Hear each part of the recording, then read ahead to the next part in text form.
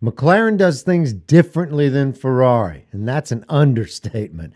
That being said, the marketing of this new McLaren P1 Supercar will debut at the Geneva Auto Show later this week in final production trim, and so will the Ferrari F150.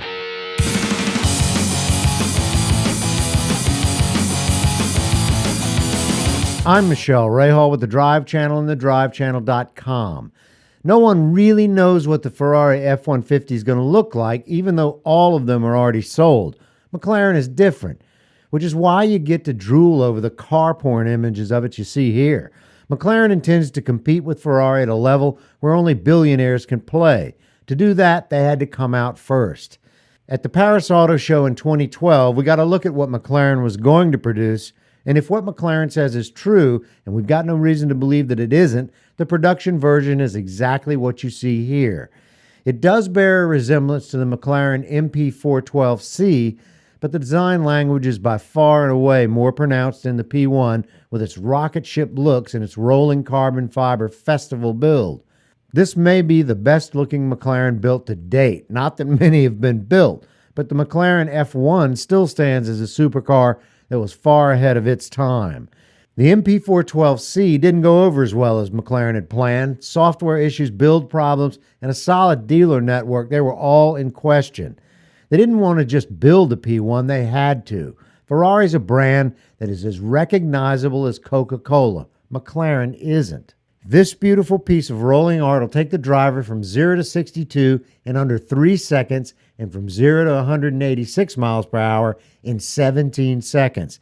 That's 5 seconds faster than the famous F1. The McLaren P1 will be limited to just 375 production units and comes with a cost for the base model of just over $1.1 million. The engine, or rather the powertrain, is made up of a 3.8-liter twin-turbo V8 coupled with an electric motor that, when combined, produces 903 horsepower. That should be more than enough to get you to the Polo Club on time. The tires are the Pirelli P0 Corsas that were developed just for this car, and they look the business. But the real heart stopper here are the brakes.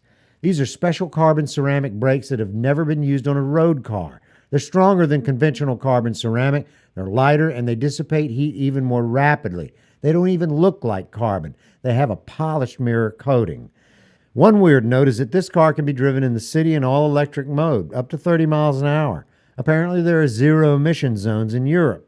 Well, I've driven the BMW that runs electric up to 20 miles per hour, and it's strange. You or a pedestrian can't hear the car. I've almost been run over by 2 cars this way. But what the hell? If you're going to die at the hands of an electric mode car, it might as well be this one.